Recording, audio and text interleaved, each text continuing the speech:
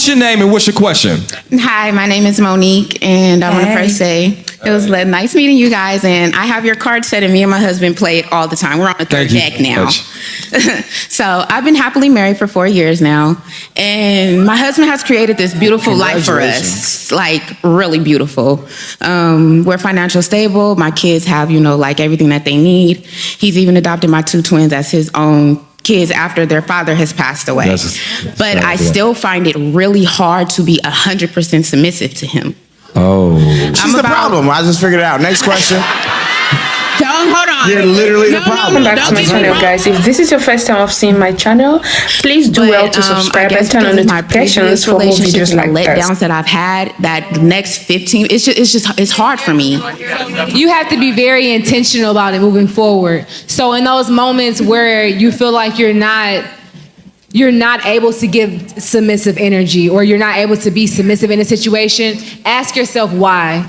Ask yourself what's triggering you. A lot of my previous relationships, but you're not there anymore. So why are you holding him accountable? Because the other guys have allowed me to be the dominant one. I've always been the dominant one. Okay, but you're not there anymore. So why are you blaming him for their actions? I don't blame him for the actions. But you're putting their actions on him. Yeah. So you have to be very intentional. It's hard work. Like, be clear.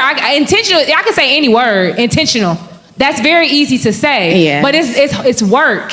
It's hard work. And I get what you're saying, because I literally talked about this earlier, having to teach myself and having to learn how to be a submissive wife after being let down and having a hard exterior. You have to be very intentional about doing the work for that man, because he's showing you that he's a good leader, and he's showing you that he deserves it. Now, I'm not saying be nobody doormat. Yeah, I give him that. He's an excellent leader. Like, out of all my relationships, so let him lead, girl.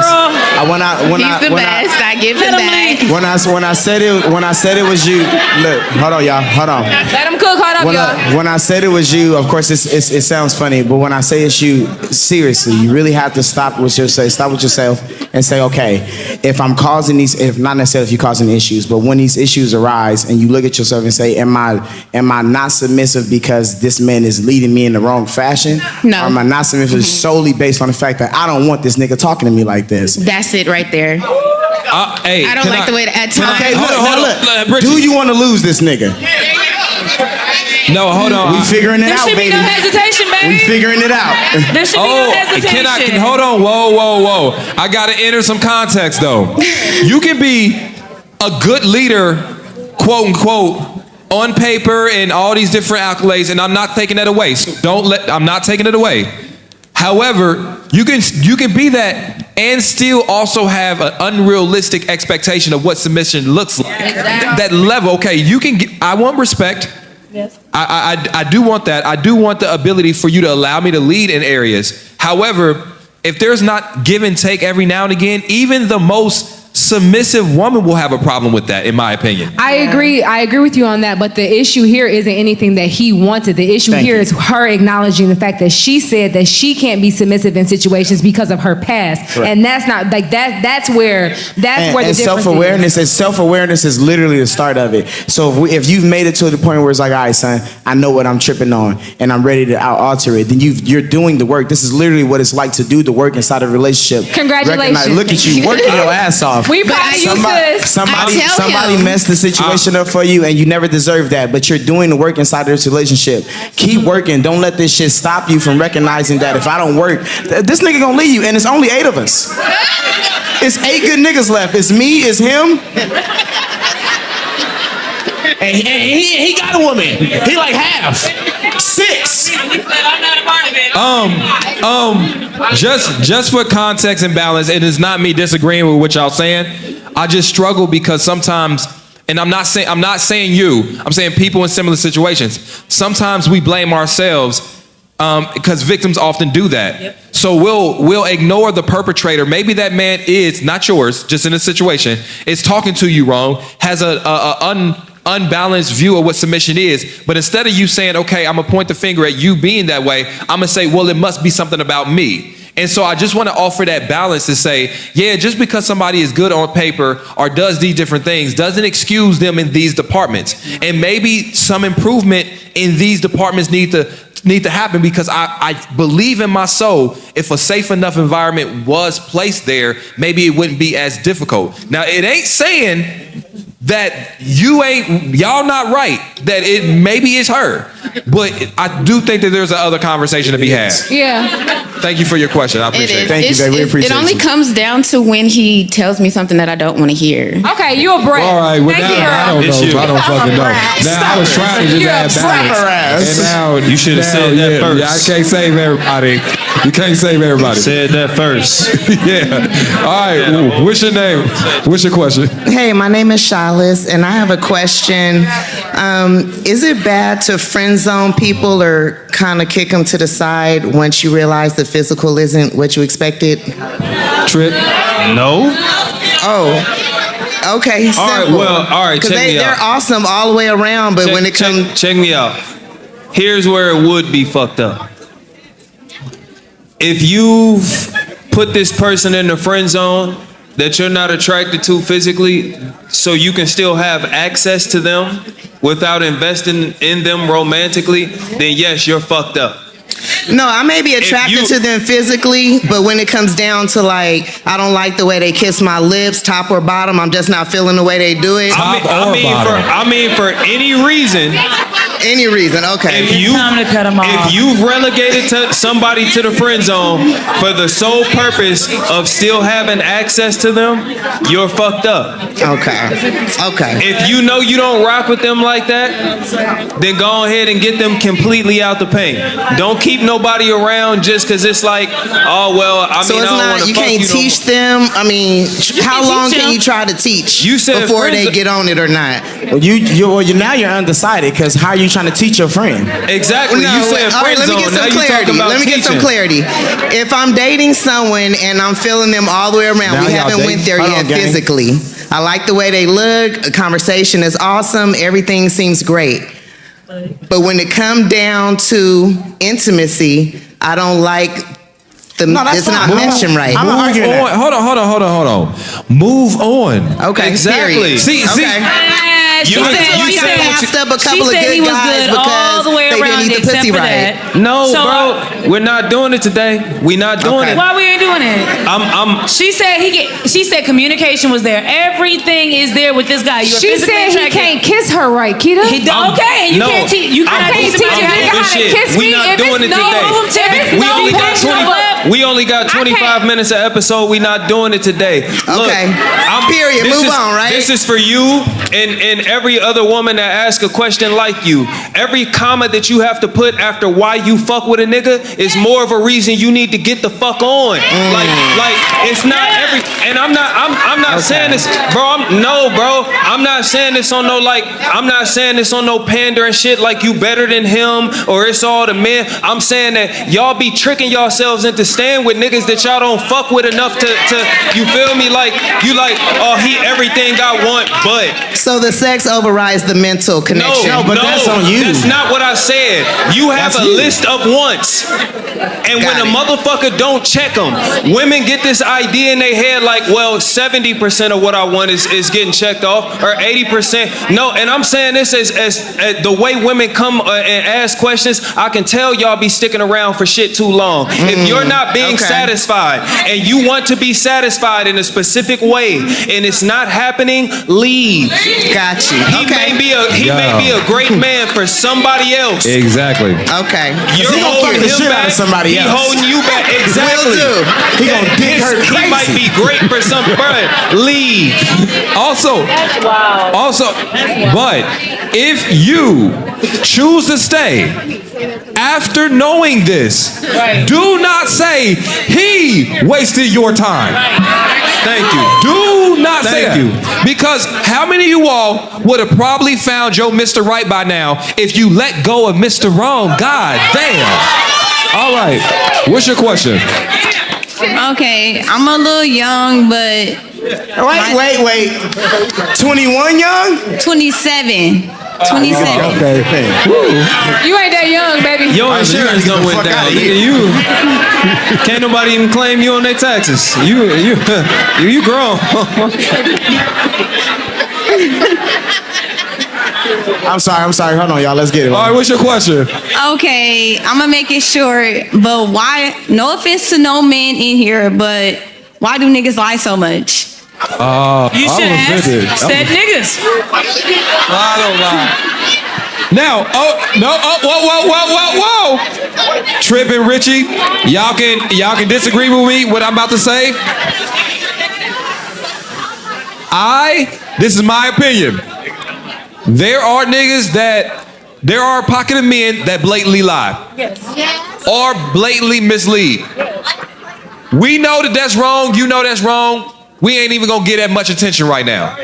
But I do want to talk about this. How many times, though, have a man actually told you the truth and you didn't want to believe it? And now you talking about a nigga misled you, lead you on, go with the flow, and he lying to you. I'm into you, though. And here's the other thing. If you know that this man is lying, you don't need 100% evidence. Sometimes that evidence is your gut feeling. That is enough for you to get out of this relationship. I'm gonna tell you this, cause some of those niggas, you ain't gonna never catch shit in his phone. Cause he got two of them, you don't know about the other one. And if you keep waiting for concrete proof that you may never find, you gonna stay in that relationship, keep getting your intuition triggered. I'm just saying, maybe you should trust it. So back to the question of why these niggas be lying. This nigga is tripping. These niggas be lying because they don't know how to be honest. They don't feel like they're safe enough to be honest. They don't feel like they Even have a safe space to be honest. even the realest ones be lying. Like, yeah, Ooh, they not real. That's what they do. like, That's why you gotta stop dealing with these niggas and start dealing with these men. Like, tell the truth. Like, if Because that's what niggas do.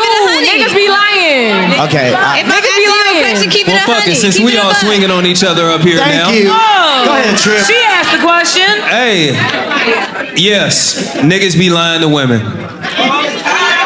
And women lie to themselves even more. All I did, cause I was a lying ass nigga at one point. I was too. And I'll be frank, the good majority of y'all easy to lie to. Like Listen to him. no, bigger. Like the good majority of y'all easy to lie to. Because the moment you decide you like a nigga, I don't ever have to make sense again. Keep talking, Trip. Long as I know the rhythm to your two-step, we good in this bitch. So like y'all be looking at that, why y'all keep lying? Why y'all keep falling for it? Oh, we just talked about this the other night. Y'all get up on platforms and shit like that. Men ain't shit. These niggas dumb. These niggas this. How the fuck do it keep working, bruh? Cause y'all liars. How? Let me know. Well, I'm in a happy. If all you got, I'm talking about if your ain't shit niggas all the way up to your real niggas is running the same lies on you, beloved. Anyone got a napkin? Trip heating this up right now. We don't know what to do. No, the altar is open. The altar is open if there's one.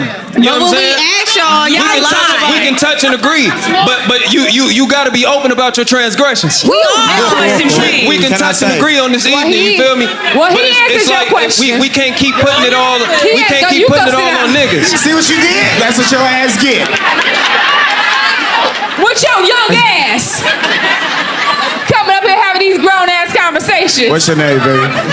You got a horizontal ID. You not that young. Trip said since we swinging on each other. Yeah, fuck it. And then he beat the shit out. Hold on, let me address the mic for you. You're right. You know what?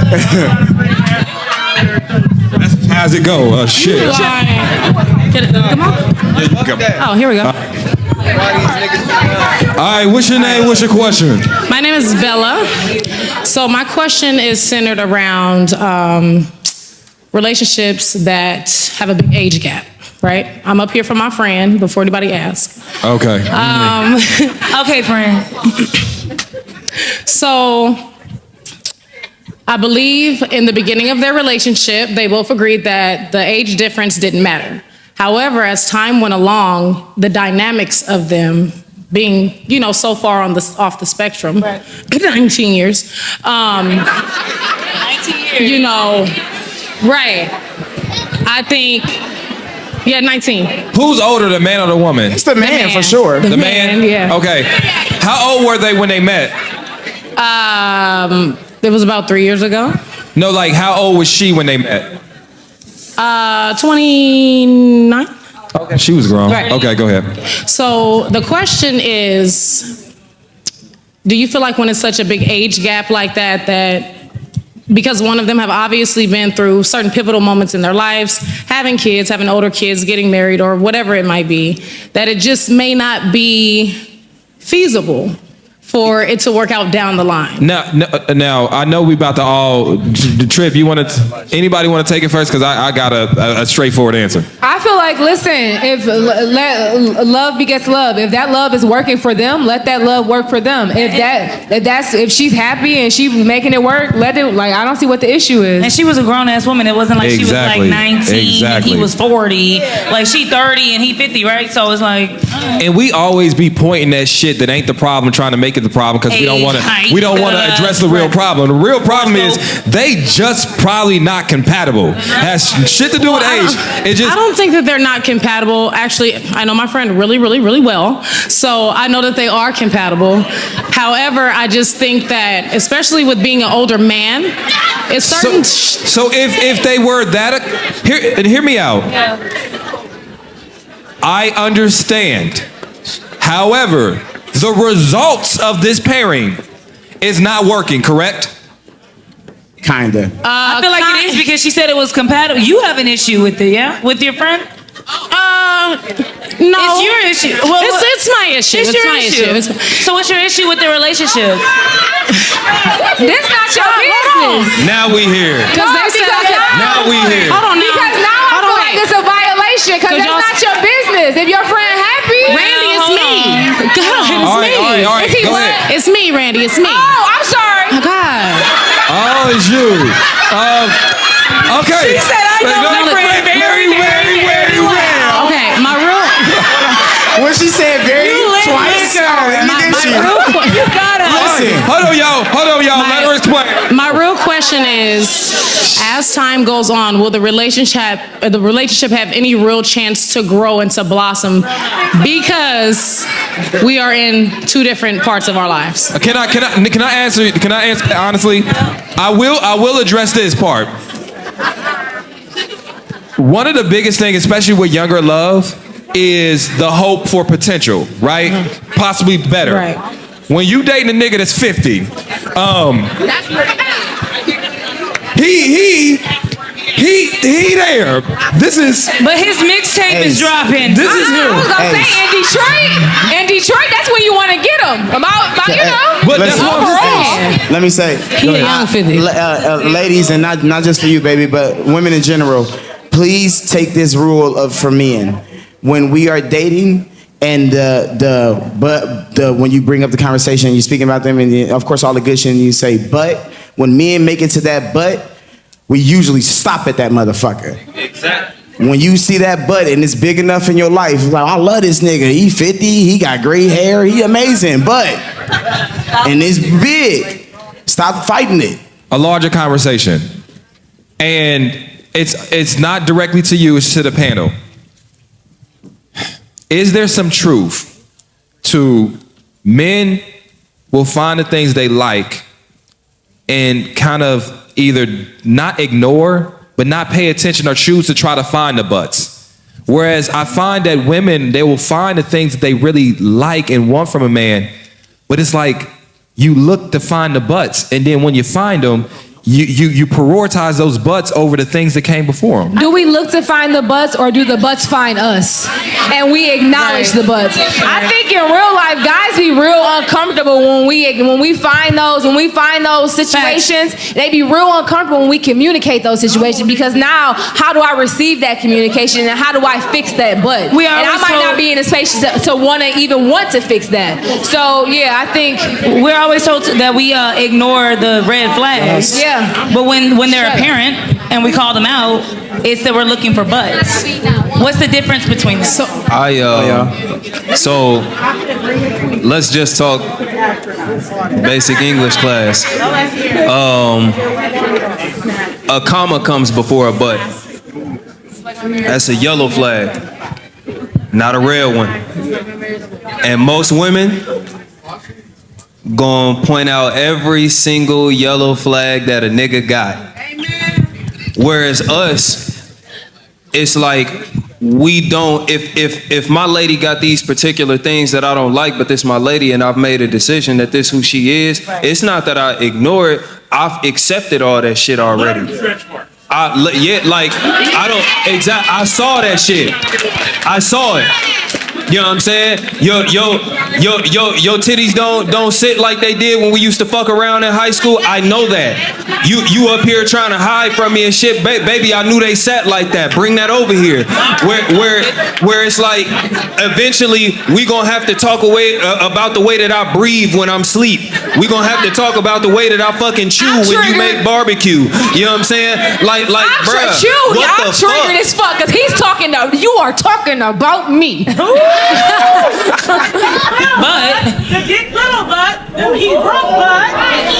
hold on.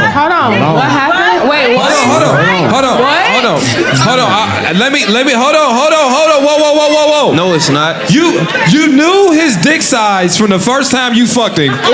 Yeah, y'all been married for 7 years. It felt big because I was in love. I was in love. No, but here's the issue. Ocean of the ocean. I have to address this issue. Ain't no coochie ever felt wetter because I was in love, nigga. I don't know what be going on with y'all. We've heard. We be delusional. Hold on though. Let's not ignore statistics. And I hate bringing statistics class to these discussions because it's just a thing. But we know women initiate divorce an overwhelming amount of times. Right. And it can be, yes, you can be more in tune with that relationship. I get it. But niggas ain't that shitty. Hold on, whoa. Hold up, whoa. How many niggas you dated? Hold up.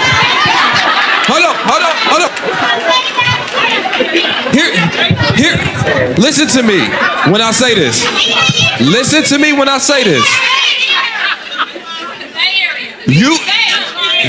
Y'all making this noise as if it's a flex, as if you ain't the person that married the nigga. If he was shitty, you married him. And so my point is, I think men, for the most part, will find contentment in a relationship easier than a woman. And maybe I'm wrong. Saying men are quick to settle? That's not. Yes. Well, hold on. Whoa. Actually, yes. Absolutely. I'm gonna call it what it is. Yes. Absolutely. We'll settle for y'all in a heartbeat. Yeah. And they think because they don't acknowledge what bothers them about us, then we shouldn't acknowledge what bothers us about them. No.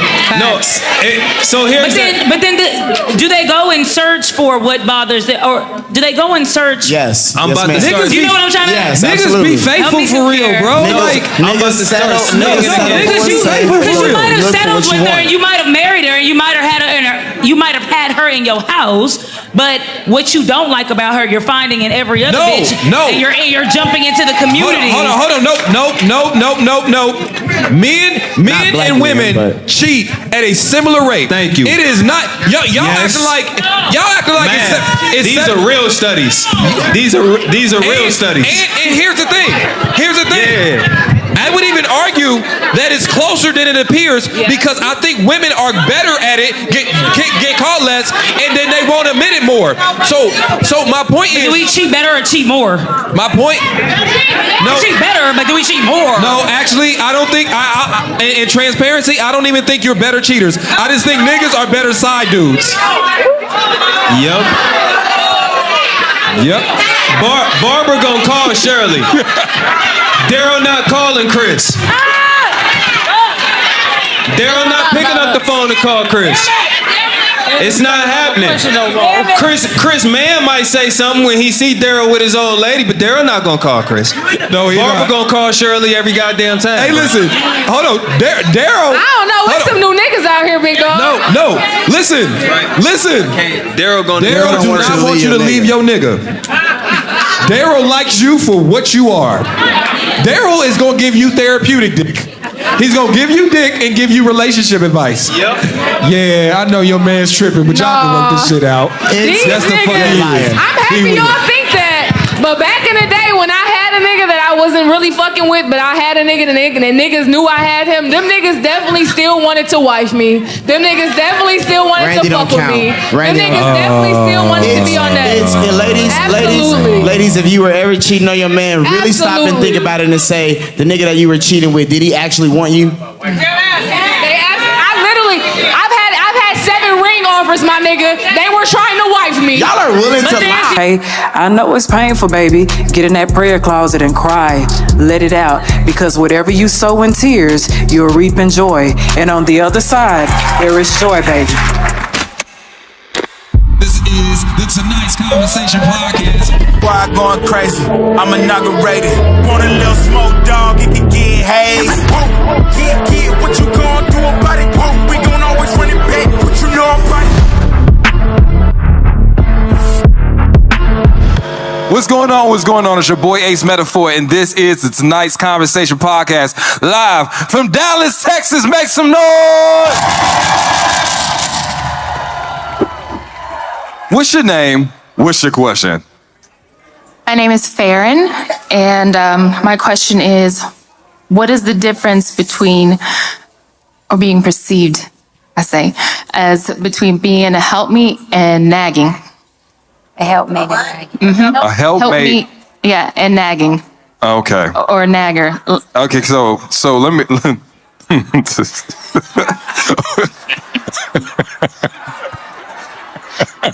What the fuck you looking this way for? Trill. I think only one of those is beneficial to me, for one. And I think nagging, oh man, that's such a gray area, because in some instances we jump to the conclusion and consider some shit nagging that's really helping us out and that's really should be pushing us along sometimes. But on the other end, yes, you got some women who simply complain because the sky is blue. Yes. Right? And as a man, we feel like everything that we doing, we pouring into this relationship, setting the standard, creating infrastructure, all of these things. It's like, damn, give us a break sometimes. Like, we're not opposed to getting counsel. That's why you're there. We trust it. Right? But a lot of women be sitting in that passenger seat while we driving and constantly reaching for the steering wheel. Trying to guide it. It's like, no, baby, kick your feet up. I got it, right? And if you don't trust me to get it, what am I doing in this driver's seat to begin with? So I think the difference between being a helpmeet and nagging is a helpmeet is actually providing counsel, because women have a different perspective than we have as well. Men, we more tunnel vision, long-term thinkers. Women are hypersensitive to the right now and what's in the immediate surroundings. So that's definitely beneficial. But complaining just to complain, sometimes just be quiet, man. I'm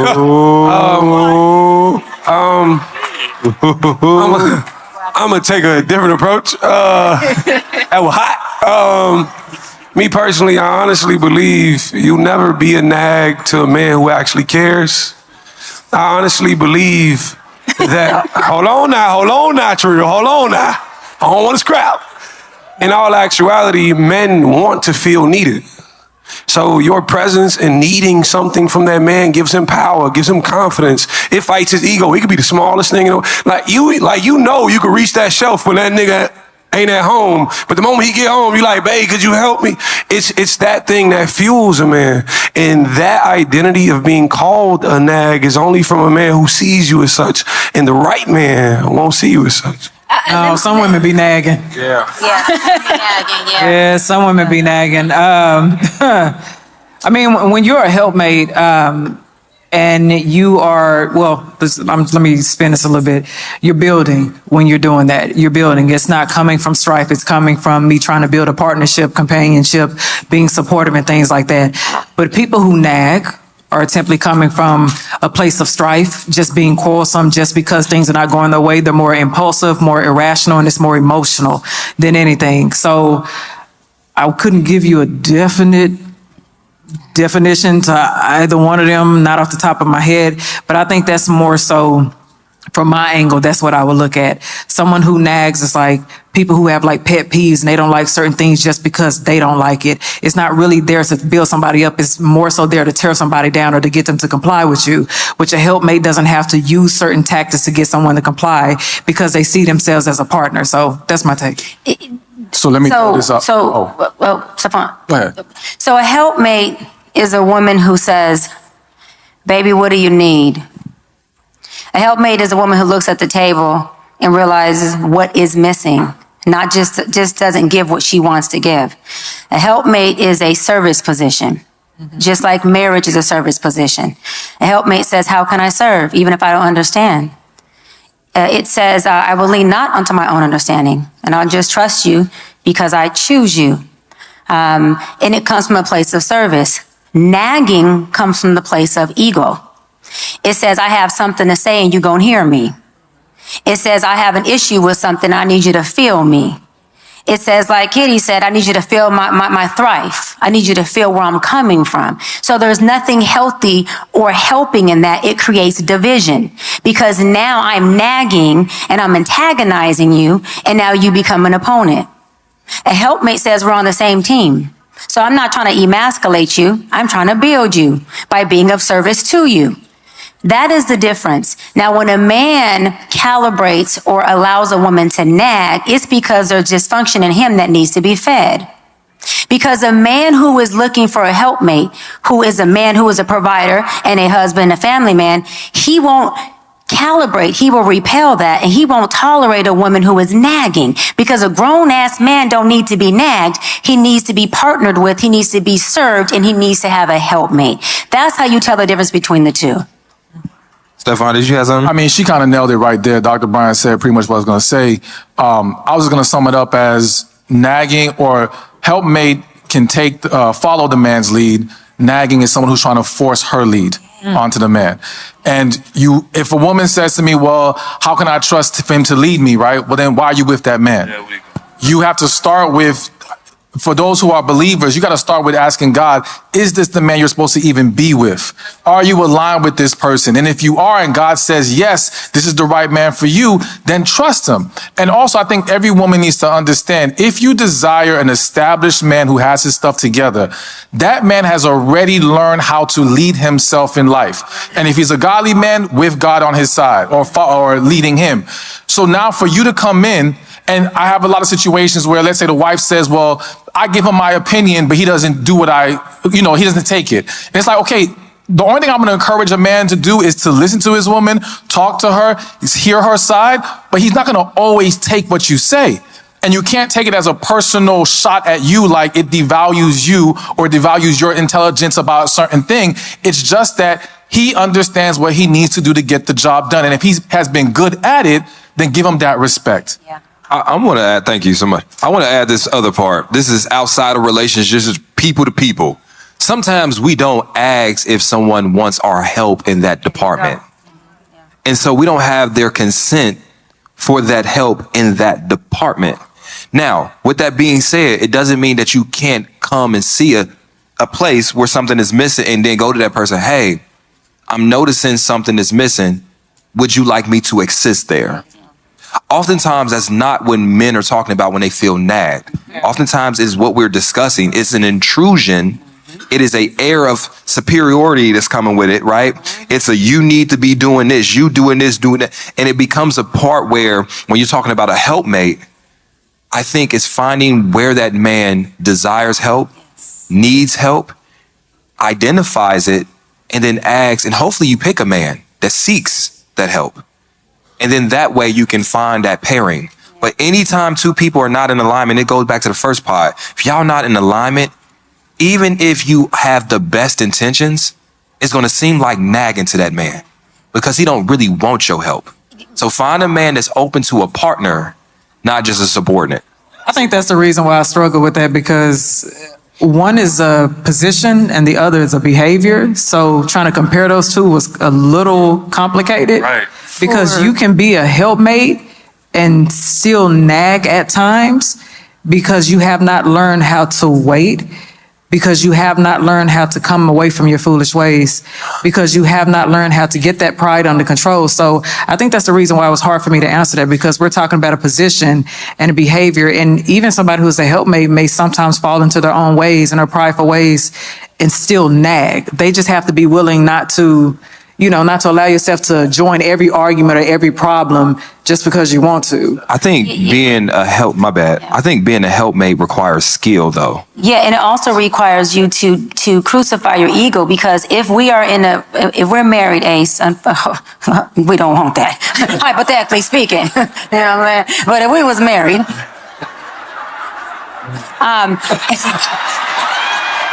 yeah, well, if we was married, Ace, but I'm saying, and I said, hey, baby, I noticed that there's X, Y, and Z going on with you. Can I serve you? Can I be of service? How do you know my help? And you said, baby, you know what? Not right now. That triggers a lot of women. Yep. And it inflates their ego. And then they go into, okay, so you don't need me. It makes them feel disconnected to you. So when a person is truly wanting to help you from a service position, ego's not involved. They can take the yes and the no equally. And they know how to say, okay, maybe he doesn't. Okay, rewind. They can take the yes and the no equally. Okay? And so what I want to offer to the ladies is that sometimes men don't need your help, because like Stefan said, they already understand their leadership and have the resolve. They're just in the process space. And it is our job to allow our men to process before they produce things in our relationship, so those productions can be fruitful. So our relationships don't end up like the fig tree. The fig tree was unfruitful and God cursed it. And so if we allow a man that space and don't allow our ego to project onto him and add salt to the wound or add more problems to the problem he already has, I think that we will become equally yoked, because if I understand you don't need my help, doesn't mean you don't need me. You not needing my help doesn't mean you don't love me or you're unplugged from me. It may mean you need your space to do what a man does that I don't understand as a woman, because I'm not biologically wired like you. But and a lot of times we add issues to that by not knowing how to just fall back. When I interpreted this question, can we also speak on the idea that most men can't tell the difference?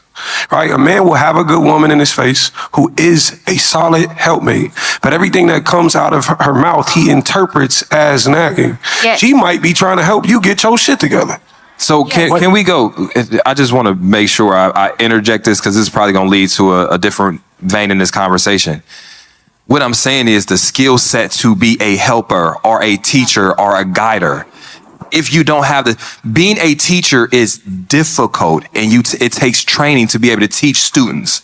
You have to have a adequate understanding of capabilities and how long behaviors take to change and how long you should give grace for something to be fixed. When you get into the nagging mode, I identified a problem, but because I'm not skillful at being a teacher, and I don't know how long it should take for someone to get the hang of it, every day, you didn't do this, you didn't do this, you didn't do this, and you're doing more harm than good. That's why I said sometimes we need to be able to have some type of humility and say, I'm probably not the best person right now to assist this person. But what I can do is get you to the right person that you can get that help. And that can be a spiritual advisor, a counselor, or a therapist.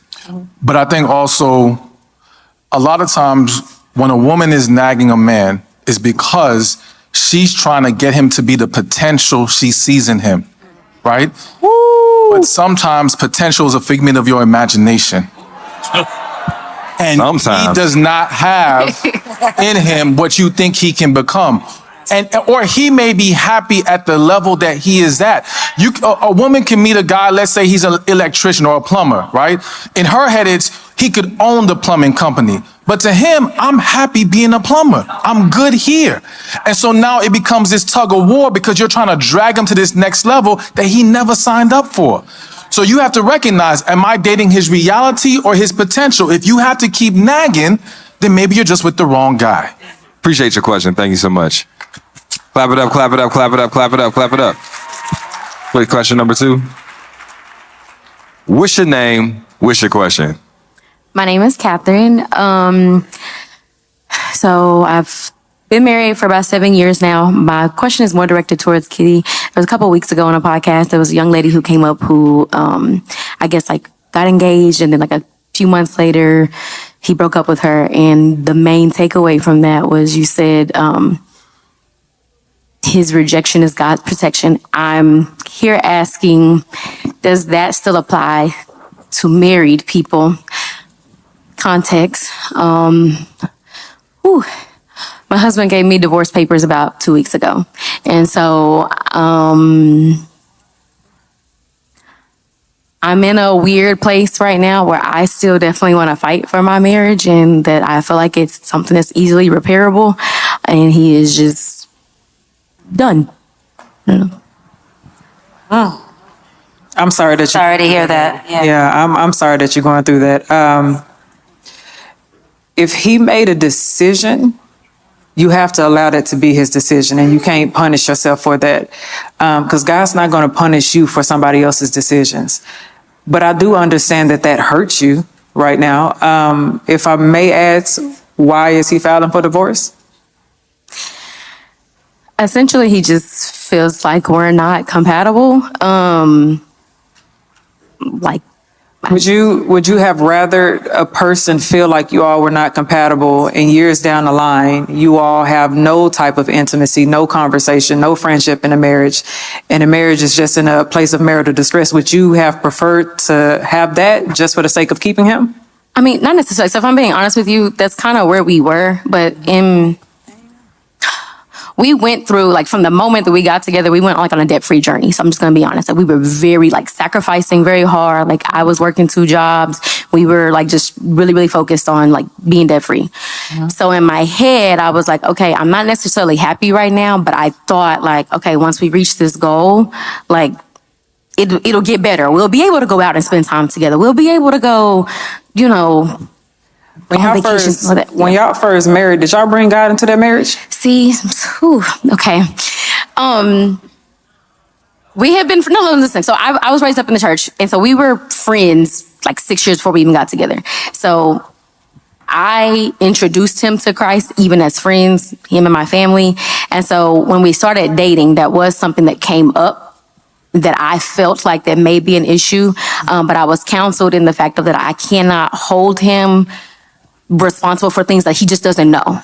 And that, yes, if we're both believers, then we are equally yoked and we can grow together. I don't hear where God gave you a yes. You were right. I was 21 and I understand. Stuck in lust. And I understand it, but that's the thing. When God is not at the center of your marriage, it's going to fail. Absolutely. Both people have to be centering God in the marriage. It can't just be one person and the other person's not doing so, because it'd be imbalanced. Yeah. So in this context, it still does apply. If God was not in the center of your marriage and both of you all were not bringing God back into the center or trying to get him to the center, God allowed it to unfold because he was never a part of the plan to begin with. When we do things outside of God's will, and when we do things by our own will and our own plan, it is destined to fail, because that is not the way that God wanted it to be to begin with. I know it hurts, but because you're using that equally yoked very loosely. I don't hear where you are with equally yoked.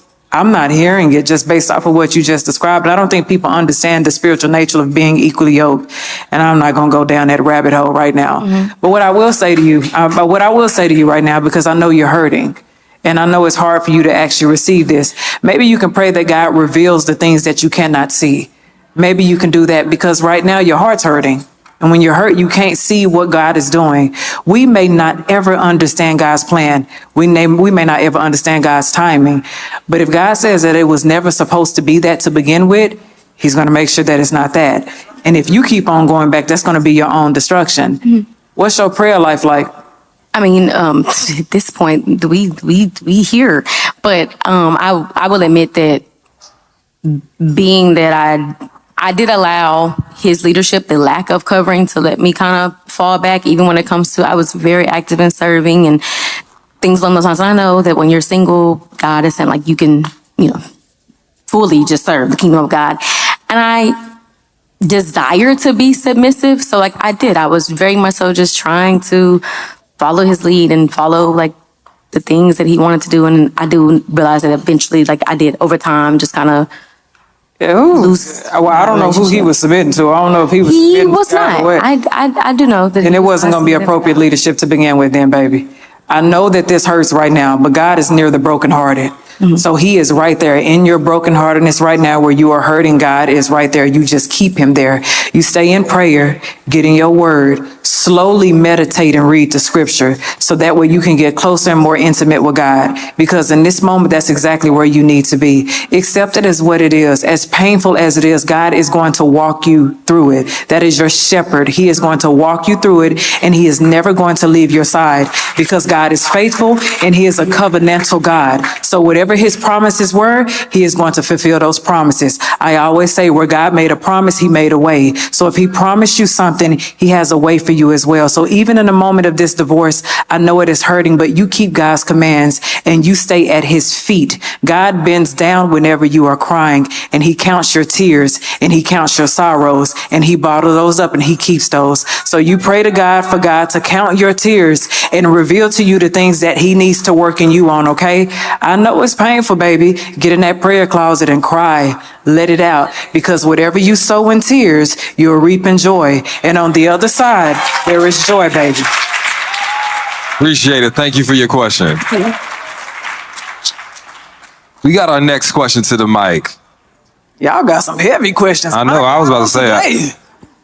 Jesus. I appreciate that. Thank you, babies. All right. What's your name? What's your question? My name is Rachel, and hold on, I gotta bring it up. Okay, so I am a mother of two and have been separated from my husband for a year and a half. We've been together for 10 years and married for 7 years. He's cheated on me several times throughout the years, and the separation was mutual, but ultimately he initiated it. And I thought I had forgave him, but when certain situations happen, I found that I have not.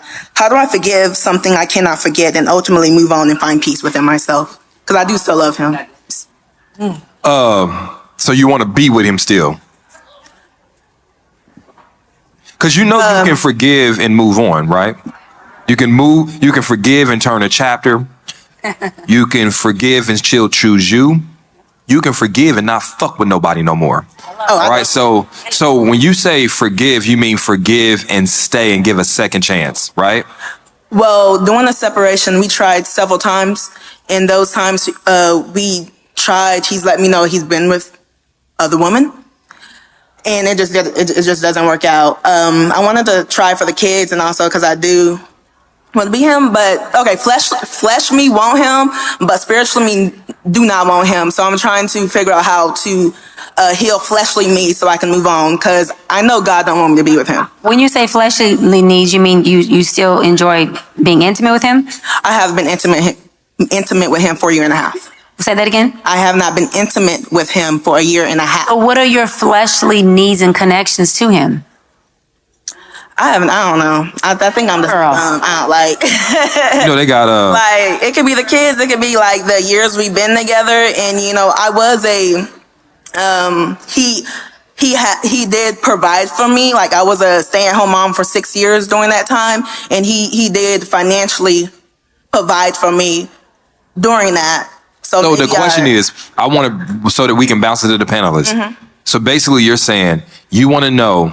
How can you forgive so you can stay? Or right now you want advice as to how to figure out what you should do. How to figure out on what I should do. Okay, cool. Anybody? In my opinion, you sound comfortable, right? And the comfort zone is all nice, cozy, and cute, but nothing grows in the comfort zone. And it sounds for a very long time, you've been very stagnant. If you say that man is telling you now he's been with other women during your separation, it's no different from him being with women when y'all was together. Mm-hmm. This is the exact same thing. He's still the exact same person. So you're going to be walking yourself right back into the exact same hurt. One thing I could tell you from personal experiences, sometimes it's best to move on. And the thing about it is when you reach a point, you look back and say all of it was for a reason. I know right now it seems the best thing you can do is stay together for them kids. But honestly, for a child, the best thing you can do is be happy. Every kid needs a happy mom. They deserve that. And in exchange for your happiness, you're going to trade it for years of misery going forward. So I'm going to tell you right now, in my opinion, I can't speak for nobody up here. Personally, It's time for you to find you. Move on. Yeah. Go ahead. I was also going to say that oftentimes folks don't want to leave relationships because leaving equates to change. And change then forces you to grow.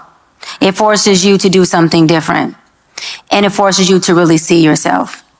And you have become comfortable, like Dimitri said, and have developed a norm in this dysfunction, in this dismantling, and in this relationship that has been nothing but deceptive. And so for you to leave means that you'd have to be different. That means you'd have to muscle up. That means you'd have to learn boundaries and self-love and be a different mother and be a different woman and choose different and do all those things. And oftentimes folks just don't want to do that. And so my question to you is, do you want different? Do you want a healing journey? Do you want to grow? Do you want self-love? Do you want to be vertical in who you are? Do you want to square and stand on it? Or do you want to stay in your dysfunction? To me, it's as easy as which narrative do you want to create and what reality do you want to live in? I think some of us be more in love with our routine than the actual person. And that's what this sounds like to me. Because don't get me wrong, like love is complicated, but it shouldn't be that much conflict in the will to stay. Now, how we're going to do it, how we're going to go about it, the steps we're going to take, yeah, it's going to be difficulty there. But do I want to be with them? That shouldn't be that hard of a decision.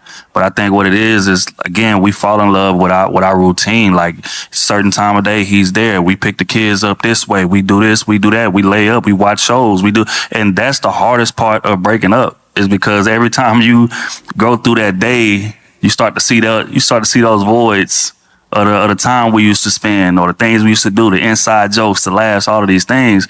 But in terms of the person, I think he's kind of showed you who he is, and I think you know that. But I think the thing you're trying to grasp is like, now, how do I let go of this routine? And that's going to take work, but I just don't want you to stay for the kids. Again, I come from a situation where parents married 30 years. It was toxic every day.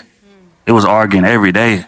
You know what I mean? And we be thinking that, hey, 2-parent household, da-da-da-da. No, a healthy 2-parent household is what's going to be most beneficial to those kids. If y'all in that house arguing and it's a bunch of disgust and a bunch of disdain and a bunch of just resentment, those kids can feel it. Like we really underestimate how kids like perceive things, like how in touch with what y'all got going on. You think just because we going in that back room to argue that the kids don't feel that. The kids feel everything. So don't stay in no toxic ass situations just to say, yeah, I raised my kids in a 2-parent household, because sometimes that can lead to the detriment of your kids if it's the wrong situation. I promise y'all, I'm not trying to keep making this heavy. I'm trying not to. Did you say that you haven't forgiven him? I thought I have, but when like something happens, I know that I haven't. That's what I want to speak to for a second. And this is going to be a real mature conversation I got to have with you, because it takes a level of spiritual maturity to understand what I'm about to say. So I hope it doesn't fall on deaf ears. It's a reason why God tells us to forgive. It's not just for the simple fact of giving somebody else power, but forgiving somebody is absolutely freeing, because we hold resentment and bitterness in our heart, and our heart is our soul. And sometimes when God has something for you, it will fall on rocky soil. And when it falls on rocky soil, the blessing that God has for you won't be able to grow and blossom like it needs to, because it'll wilt away because it doesn't have enough moisture. And so sometimes when God is telling us to forgive somebody, it's because he's trying to come in to give you that fertile soil, the ability to be able to grow from it. Whatever God gives you, you got to let go of that resentment and that bitterness. You have to. God is trying to soften your heart. And I know it hurts because he betrayed you and he hurt you. But what if God has something absolutely outstanding? And I'm not just talking about relationships. What if there is a blessing later on down the line for you? And when God gives it to you, you still have a hardened heart. It won't grow. It won't manifest into something great for you. So I encourage you to take it amongst your time to sit in that closet at God's feet, because I've had to do it and it is not easy. Every single day when that anger showed up again, when that resentment showed up again, when that bitterness went in and it showed up again, I went to God about it every single day. Every single time I did, my heart got softer and softer and softer towards that person, to the point that I was able to see that person dead in their face and not care in the world.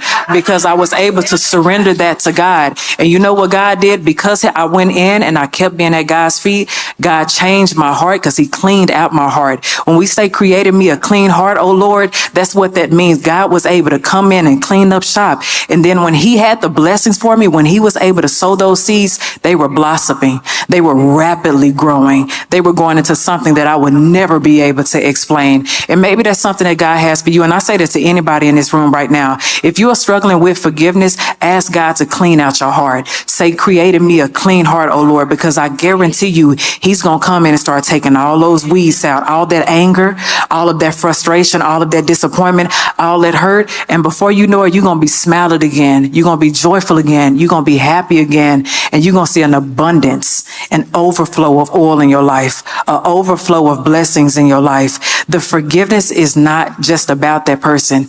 It's about you and your freedom. If you want to know where freedom is, let it go. Surrender that to God. Let God have control. It's the reason why we say that God is sovereign. The word reign is in sovereign. So wherever God is, he is going to reign. So even in your heart, he reigns over all of that pain. He reigns over all of that distress. He reigns over all of that betrayal. Let God be in control. Surrender it. And I guarantee you, because who the Son sets free is free indeed. So I guarantee you there is freedom on the other side when you just say, you know what, I'm letting it go. I don't want it to have control over me anymore. And watch what God do in your life. And take that as somebody who's had to practice it day in and day out. Okay? Okay. Thank you. I just want to add real quick. I've been doing this for a very long time. And I've never met someone who struggled to walk away from an unhealthy situation who did not have past hurts and traumas that were unresolved. A lot of times we focus on what we're going through or what is very recent to us, but we don't go back deep enough to childhood, to other previous relationships, maybe the first relationship you ever had. And what happens is when we don't resolve these things, that negative energy stays in your system. It stays in your spirit. And now it starts to add to all the new situations and experiences that you have. And it just becomes a bigger and bigger problem. So when you're triggered in that moment, it's not just about him or what he does. It's a culmination of a lot of things you haven't released from your system. So you got to make sure that you go through a process of emotionally detoxing, letting it all out, going to therapy or coach, whatever, but you need to be able to speak it out or write it out and get to that process of just getting everything off your chest. As Kitty mentioned earlier, you got to cry, let yourself cry. Let yourself be angry. All these things are emotions and energy that have to come out in order for you to finally move on and detach from these situations. Yep. Thank you for your question. I appreciate you. Thank you. Clap it up, clap it up, clap it up. I know. What's your name? Oh, can we get the mic adjusted? Please. Okay, thank you. All right, what's your name? What's your question? Rosanna, thank you very much. And so you guys kind of answered my question already with the last lady, Kitty and Stefan. I'm going to ask anyway because I still need a little bit more guidance. So my question is, how do you heal from a relationship that you was very invested in and you ended up getting betrayed in the worst way?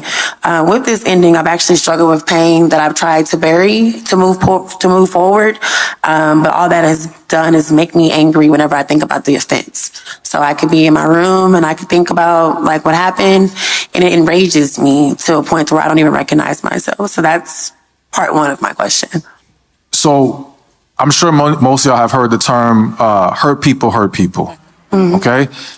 And so it's and some of you may say, well, I've been hurt, but I never hurt anybody. No, you probably hurt yourself. Yeah. You probably put walls up, you walk in fear, you stop yourself from embracing certain relationships because you didn't want to be vulnerable. There's a lot of ways where you continue the cycle of hurt.